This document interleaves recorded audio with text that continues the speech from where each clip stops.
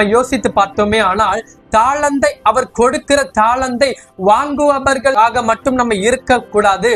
அதை வைத்து வேறு நிறைய தாளந்தை நம்ம பெருக்கிக் கொள்ள வேண்டும் என்று ஆண்டவர் நினைவுபடுத்துகிறார்.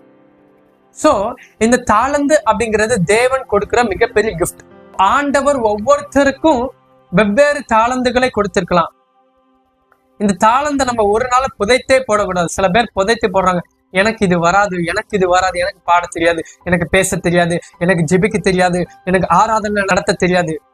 நோ, ஆண்டவர் என்ன சொல்றாருன்னா, நான் உனக்கு தாளந்தை கொடுத்திருக்கிறேன்னா நீ கண்டிப்பா அந்த தாளந்தை புதைத்து போடாமல் நீ பயன்படுத்த வேண்டும். இந்த மூன்றாவது ஒரு தாளந்தை வாங்கின ஊழியக்காரனை போல அல்ல, அந்த 5 தாளந்தையும் 2 தாளந்தையும் வாங்கின அந்த ஊழியக்காரரை போல நாம் இருக்க வேண்டும் என்று ஆண்டவர் விரும்புகிறார். சோ இந்த